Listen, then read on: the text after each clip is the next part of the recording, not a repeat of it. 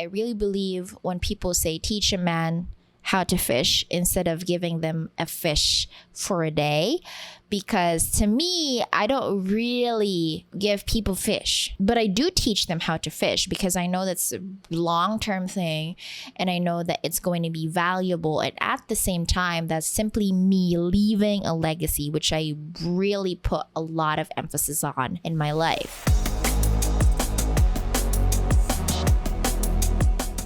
Hello there and welcome to the episode 3 of Marketers Lounge podcast. This is your host, Demi Bernice, live in my office. Hi.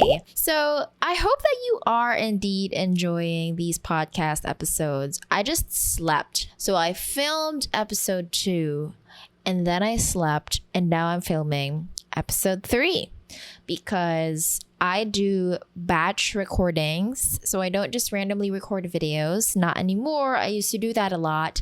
But then I realized that these videos are super time consuming, that I really want this to be perfect, at least to me.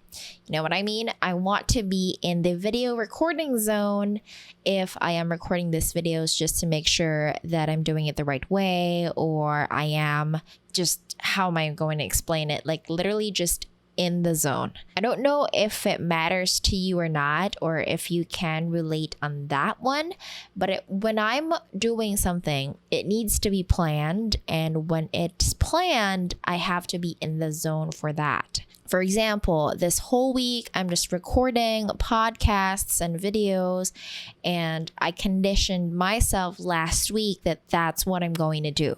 Next week, I will be writing the curriculum of my new course, and I conditioned myself to do that next week. It's like on Friday, I'm like, okay, next week, you will be writing the curriculum of the new course the entire week. That's what you're going to do. And it's just like telling my body that, okay, today is Monday, it's supposed to be recording day. This is what you're going to do, and blast on. So that's how I condition myself to be doing things. And I really am currently in the zone. It's just so tiring to keep on recording things and just talking here in front of the camera, just making sure that I'm in the train of thought every single time. So, and I do hope that you're enjoying them. I just hope you do. And if you do, make sure that you are following us on Spotify, you are subscribing to us on YouTube. And of course, if you are on Apple Podcasts, try to leave a review. I actually love reading the podcast reviews from my past podcasts. So yeah, if you can do that, I would definitely appreciate it and ensure you are 100% assured that I am reading them.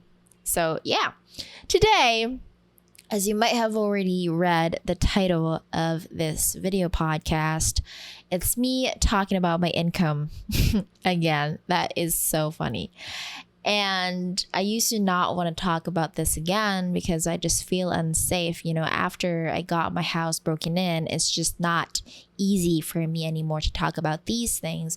But I also do remember watching YouTube videos like this and just telling myself, oh my God, this is 100% inspiring. I want to get to that point where I'm earning that much too. I don't know how. What am I going to do to be able to earn that much? So as of this moment, I am earning 8 figures per year. So not every month. I wish I do. I'm certainly going to get to a point where I'm going to be earning that. That would be awesome. But I'm earning 8 figures, and that is all because of Create and Rise Academy, which is my flagship course. And a lot of people are also asking, how are you doing that? And you are in luck. I just wrote an entire episode for this one. Like I have an outline of the podcast right over here.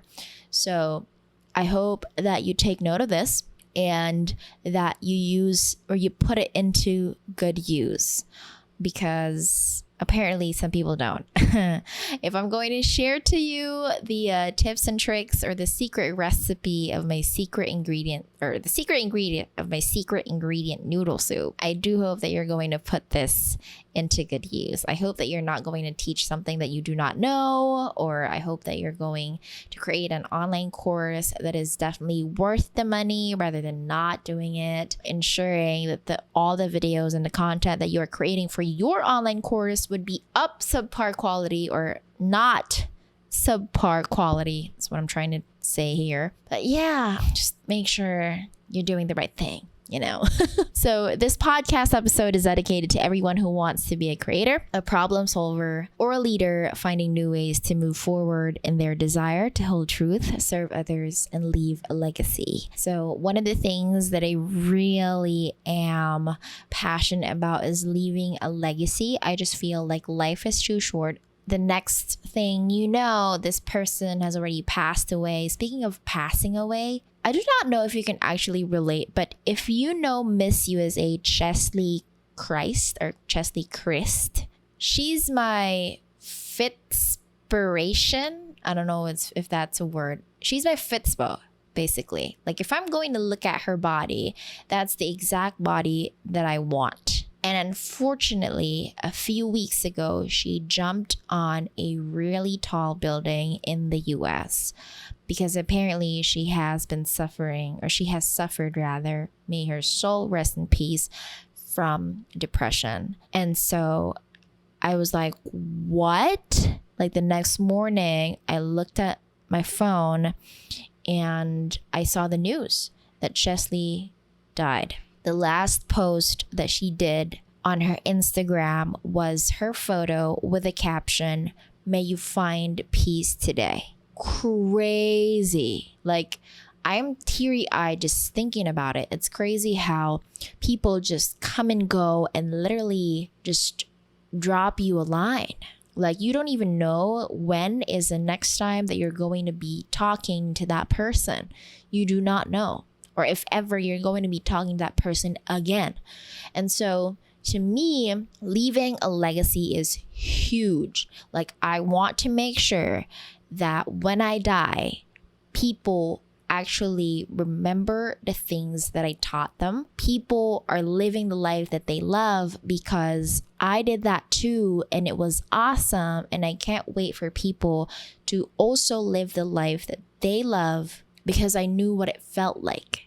Like, it was amazing. I can't believe I'm living this life, and I want people to also experience the same thing. That's what I'm talking about. This is for the people who are planning to be leaders, not only making money online, but also ensuring that you have something that you can share. You have something that you are super passionate about, and you want to share it with other people in hopes that you can give an impact and inspire them to do something, change their lives for the better, solve a problem, all these things. So the story of how I became an online course creator dates back to the time when I was earning $100K per month as a freelancer. And it's funny because I didn't really think that I was going to be a teacher again. So I say this again and again like a broken record. I actually hated being a teacher when I did that in school.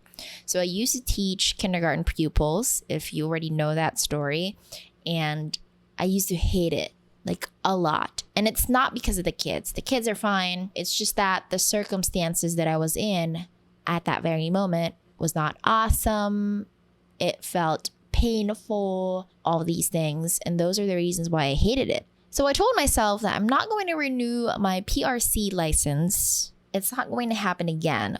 Whatever, if it's going to expire, I don't care. I'm not going to renew it again. That's how much I hated teaching in itself. But when I started earning $100K a month in freelancing, my co-teachers back in the day started asking like, how are you doing it?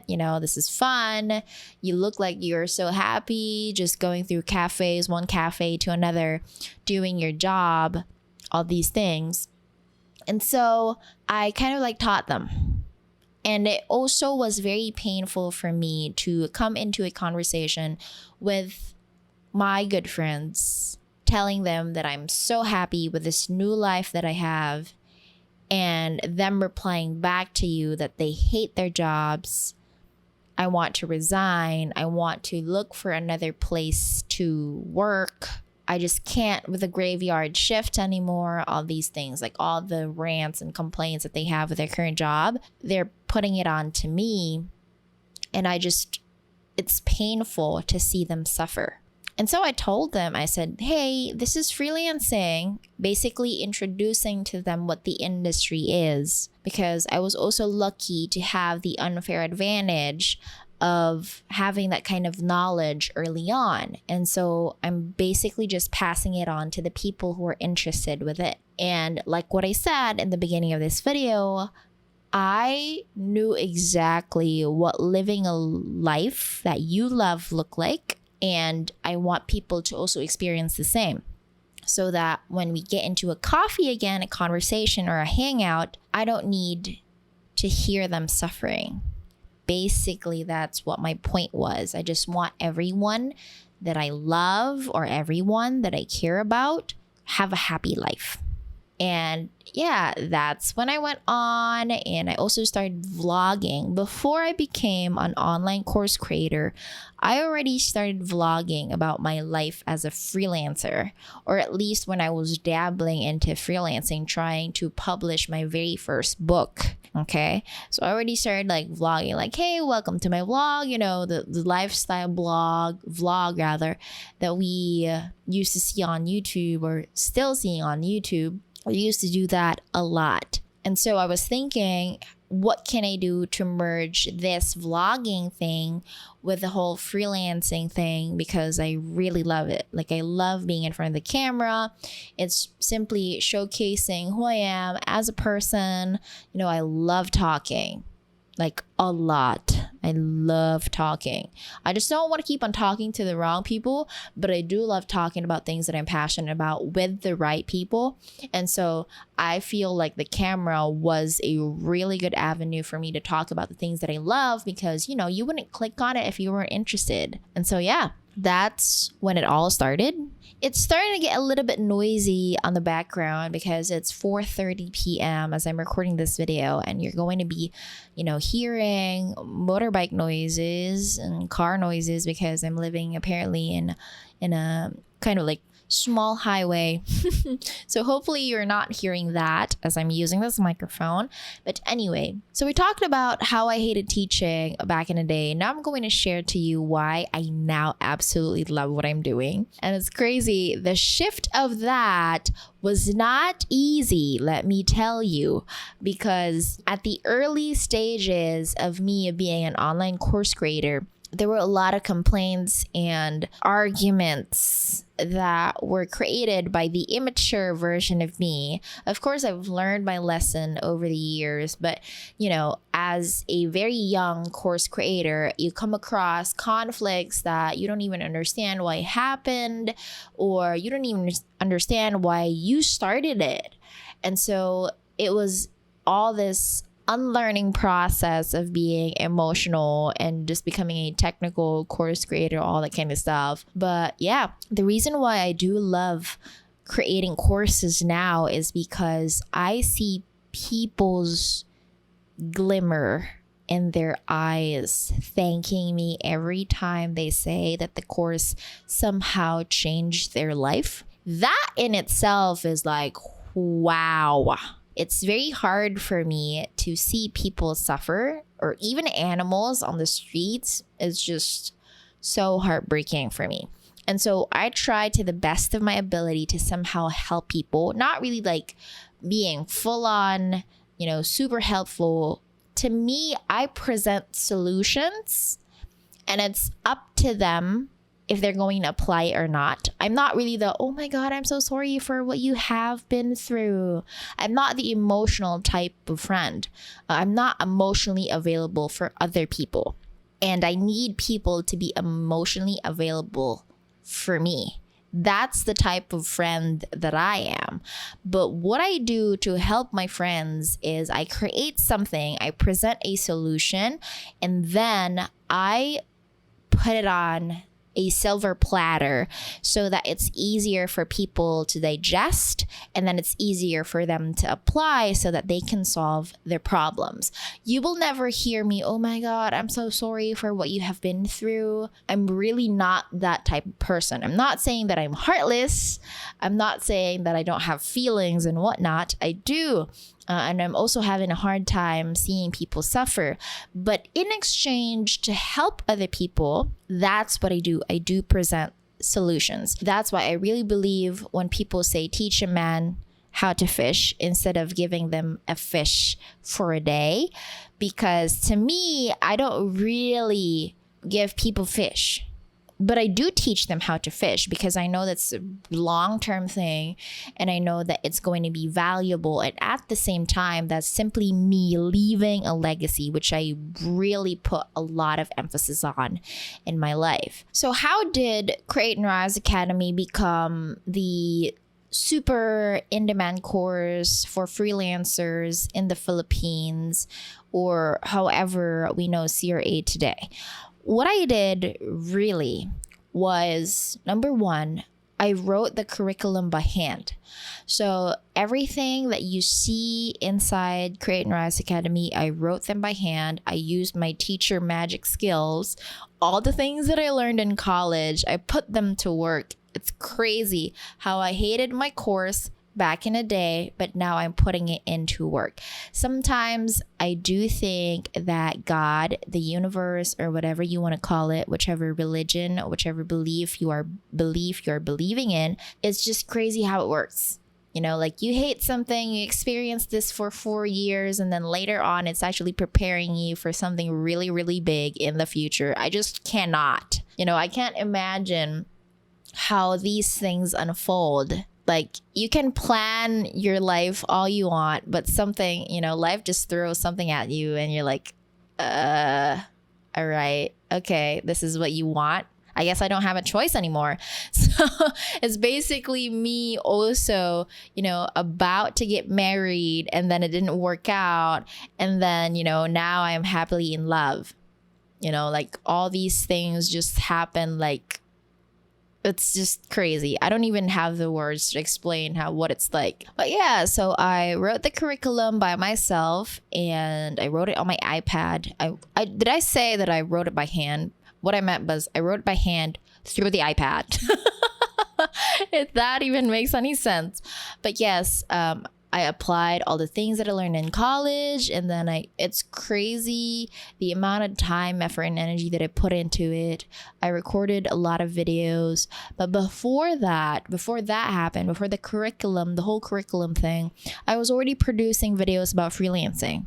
So I produced a lot of content about freelancing because people wanted it, and I had to test the waters if they really want it. Okay, so I just didn't randomly put content out there. I had to ensure that this was a thing, that there is a market that actually wants it. So how did I do that? I just created a lot of content, see the engagement. Are people interested?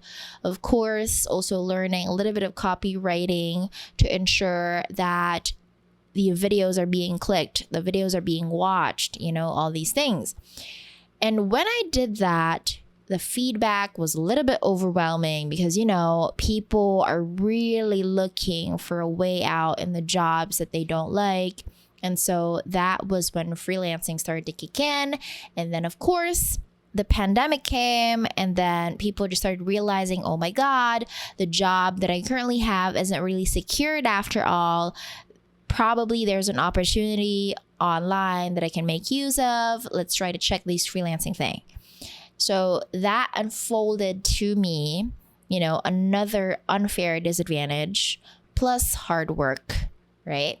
And then I started running ads, also collecting emails from people so that I can communicate with them, so that they can also like my Facebook page, hear more from me if they are interested. So that's when I started building the online fan base. And then I started going live every single week, which I'm also doing now, by the way. If you are not on my Facebook page yet, just look for my name and just watch out for all the 6:30 p.m.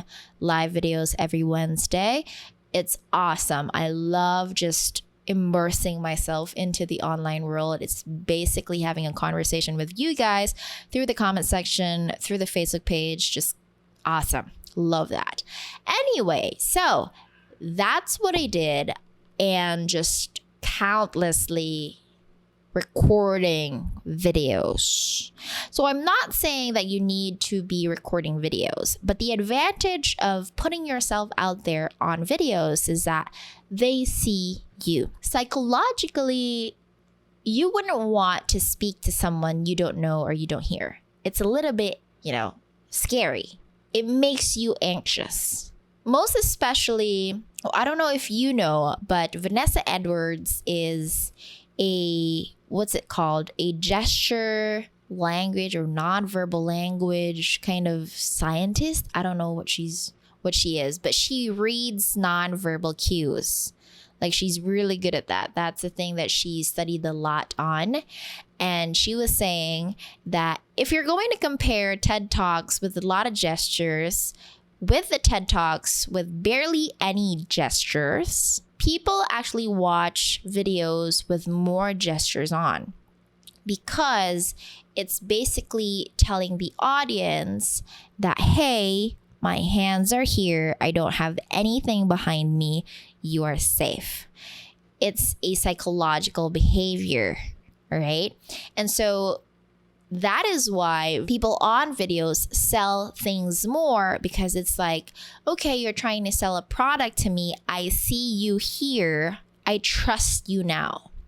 So you are knocking down one of the reasons why people do not buy, which is worry. They're worried that you're going to take their money and that it's going to be a scam whatsoever. And so being on video is like allowing people to trust you, okay? Or making people trust you more because they see you. That's the thing. But of course, if you want to be an online course creator and you don't want to be on videos, my former partner, Bo, also does audios, right? So he does audio courses, which worked for him too.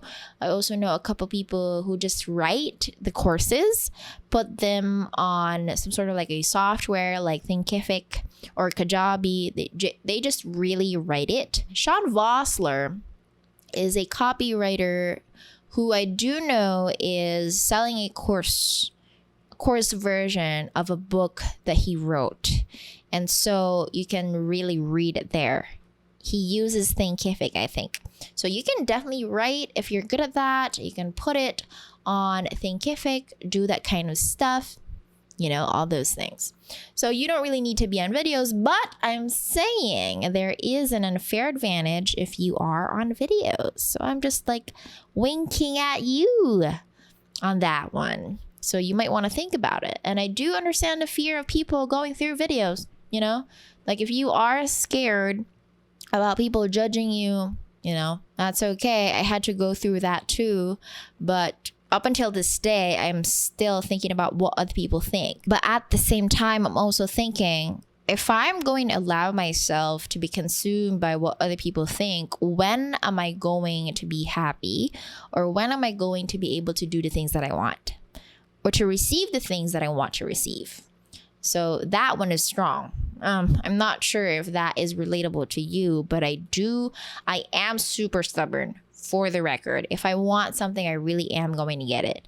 And yeah, you might want to think about that. So now you probably are thinking, what does being an online coach really require? Number one, emotional balance. This is one of the things that I had to learn the hard way. I was not really emotionally balanced in the early years of me being an online course creator. I lost a lot of students. Okay, this is something that I don't talk about online or in my live videos, but I did lose a lot of students because I was emotionally unbalanced. There were a couple of things that happened inside the CIA group that wasn't really received well or wasn't taken care of well. And so I lost a couple of students there. But when you are an online course creator, you gain students, you lose students all the time. So it's impossible for your student right now to still be your raving fan in your next couple of years, because they are constantly consuming content also. So you can't be it's unreasonable for you to even think that they're going to stay with you for the longest period of time. Of course, they're still going to be a fan from the peripherals. They're not going to be there 100%, but you have to also remember there are people that are going to go through your course and be like, oh my God, this is it. I'm not really fully satisfied. And it's the same thing with videos. You can never please anyone. That is so true. Old cliche. I don't like hearing about it because it's too judgment and like it's been repeated over and over and over and over and over again, but it is true. Like, what can you do if a cliche is cringeworthy, but it's too true? You're still going to repeat it. It's really true, regardless what you do in life, regardless if you're going to be producing videos, an online course of whichever media platform you want, you are going to be judged.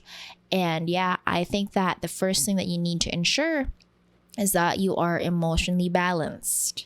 Okay, so you have to make sure that you're ready to face rejections from your students. You're ready to face rejections when you're marketing your course, because not everyone is going to buy it. You have to be ready in facing people telling you that you're a scam, all these things. Like, I was able to face that too.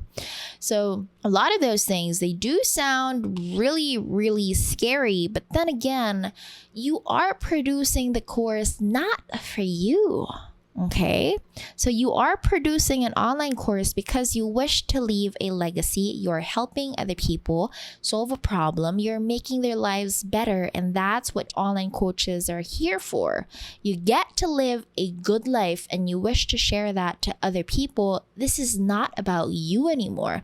This is a project that is bigger than yourself. And so to even think that I don't know if people are going to like this, or I don't know if people are going to like what I'm doing. This is not about you, okay? I don't think people are going to look at me in the video because I look like shit. Again, this is not about you. You have to stop thinking that creating an online course is something that is for you. The fruit of your labor, the currency of that is money. And you're also going to be enjoying that. But the content that you're creating for your course, you have to make sure that you're doing it for others and not for you. You have to put that in mind every single time you write a lesson, every single time you write a curriculum. It's always have to be in your mind that this is not for me, this is for them. What are people going to think when they open this, or how are they going to easily apply this in their lives? Period. Right? The second one that I think you need to possess if you want to be a successful online course creator is having a balance of technical and emotional ability. I thought before that I do need to become this super technical person so that I could just receive business as is and be an online coach that is not affected by anything that my student tells me that are negative, quote unquote. And so I tried to be that for a while, and it also did not work. Now, before that happened, before I decided to become a technical online coach, wherein it's just all business, transaction as is, I'm going to focus on building landing pages, making sure that this course is wada. Before that, I actually thought about just being full on emotional. So what I thought was that, I need to create this online course to serve people and, be there for them and make sure they have the best of everything. So when someone requests something inside CRA, I'm like, okay, hell yeah, I'm going to put that for you because, I care for you, I want to serve you and whatever. The end of it all, I became a people pleaser and I experienced burnout. And so having a balance of the two is a really good combination. It's like having a yin and a yang perspective, wherein, yes, I am technical. I consider business as is, but I am also not forgetting about the fact that I am there for my students, but also not becoming a people pleaser, because then I also have a business to run. So it was a really good balance. It's like having that cheesecake, and I don't even bake, but I'm like thinking about ensuring that the cheesecake is perfect when you pull it out from the oven. So that's what I'm thinking. I'm probably hungry because I have been thinking about cheesecake, but I'm about done. So let's just finish this one. Let's talk about where online courses got me, or the possibilities. After talking about what an online course creator requires, these are the things that are probable for you, or possible, or if you're just going to imagine that you are wearing a shoe of an online course creator, this is what it looks like. Number one, financially, you can basically do anything you want. The camera that I am recording this with is a 200,000 peso camera. And people are saying, oh, it's overkill. You're not supposed to do that with your money and whatever. But I'm like, I can't afford it because of CRA, period. And it's not because I'm just taking money from people. Duh. I have worked my ass off to produce a super high quality course. And that's why it still stands and people still want it up until this day, or up until the time when I decided to close it. Right? So that's one thing. In terms of financial status also, you will get to a point where you're like, I don't even want to go to the mall anymore because I have like bought everything that I want now. I don't even know why I'm going there. Literally, that happened to me. This is like the possibilities, okay, of being financially free because of creating an online course. And then I was also thinking about one time where my friend didn't really give me a gift. And so I confronted that person and I said, it's my birthday. Like literally 2 weeks ago was my birthday and you didn't get me anything. And for the past year, I have been there for you. I kind of like, kept tabs and all, because I was so hurt that he went there to my birthday like nothing. He just greeted me and hugged me and be like, oh, happy birthday. I wish you all the best. And I'm like, the hell? Like, you did not get me anything. I don't know what was going on with my head at that time. I was really expecting. This was last year, Odette. Okay, so Odette just crashed upon us as a typhoon here in Cebu City, and he was doing well and he did not feel the typhoon, if you will.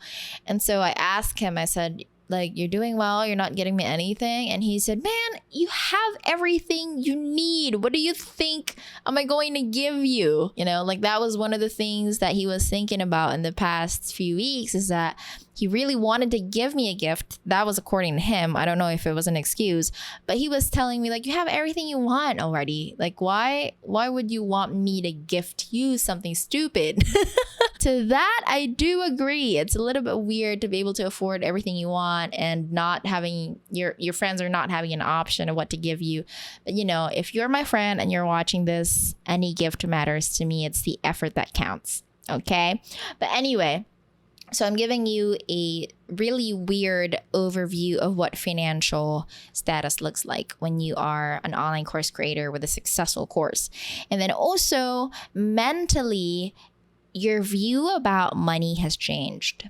Okay. It's not anymore about how can I make more money, but it's now more about what else can I do to not only make money, but leave a legacy or help more people or make sure that people are living better lives, because I'm currently living a better life and I want other people to experience that. You will reach that point of mental status. It's a little bit weird and crazy, but I did not really expect for me to be like this because, growing up, all I wanted was to become successful so that I can earn a lot of money and I can buy things that I want. And now that I have the things that I want, your mental state really changes. And I don't have other words to explain that. On an emotional standpoint, I think that when you are successful in terms of your online course, you feel more for people. It's like when you are, at least for me as an INTJ, that's my personality type, I feel like when I see problems in the newsfeed, I'm starting to think, what can digital marketing do, or what can I do as a digital marketer to solve people's problems? And my empathy just increases at that. So again, I'm not the type of person, I feel so sorry for you. I really understand what you're going through. I'm not that type of person, right? So what I do think is that, okay, I feel bad for this person. Is there something that I can do for you? I'm just thinking about solutions as to what digital marketing can do, what softwares can be produced, all these things. And it changes you as a person because you know that in every problem, there is a way. Last one, in a spiritual standpoint, I think that I'm more grateful than ever. And I start appreciating the little things in life. So now that I've gotten the grandeur, the luxury, all these things that I used to only think about when I was a kid, I start to appreciate the little things now. Like, for example, when it's raining, I'm like, oh, the rain is so beautiful because I have already fulfilled all my needs. Right? So Abraham Maslow's hierarchy of needs, when you have gotten to a point where you have gotten all your needs met, then of course you start looking at other things differently. So yeah, those are all about building an online course. What does it require? The possibilities of you running it, all these things. And I hope that you see it now from a clear perspective that when you want to become an online course creator, you need to try to the best of your ability to be able to help people and make their lives better. And that's exactly what I will be teaching in my new course called The School of Online Coaches. So I am launching a course very soon, and this is me creating new leaders. And it's crazy. I've always dreamed about it too. I really want to create new leaders, especially here in the Philippines where we lack a lot of them. And I guess that's because we're also 10 to 15 years behind the times. But I do really want to have a community that I can hang out with that are all leaders. Because it's just this place of like being able to exchange ideas and, teaching them from my experience. We're reading the same books, we're doing the same things. And apart from creating that sort of community, I also get to share the journey that I had with Create and Rise Academy in a completely different way. So the School for Online Coaches will be launched sometime May or June. And yeah, next week I will be writing the curriculum already, and I'll let you know whenever that is out. So I'm super excited for that one. And yeah, if you are wanting to become a leader, problem solver, you want to leave a legacy before you pass it on to the next generation, or however you want it to. I really don't like talking about deaths rather. So super nervous about it actually, but I do think that this is going to be awesome. I am finally going to have a community with me that are all leaders, and yeah, it's so exciting. I just really want to share ideas also with leaders in the country, and at the same time, sharing my experience, teaching them what I know in the span of 3 years or 2 years plus that I created Create and Rise Academy, managing different attitudes, the team, the course, creating them, the teacher in me, being able to also share that to the people who are wanting to teach their craft. And so please await for updates on that one. I know some people who are looking at this or who are hearing me say this are super excited right now. And I know you do, because people have been requesting me to do this. It's not just me, wanting to put it out there. People have been requesting for me to do a course about online courses. And so here it is. And yeah, to whatever I said earlier, if you're an online coach wanting to be a leader and you have heard everything that I said in the past hour, I do hope that you apply them and start thinking about it. Okay? Start thinking about the possibilities and see where it leads you. Yeah. And I'll see you in the next one.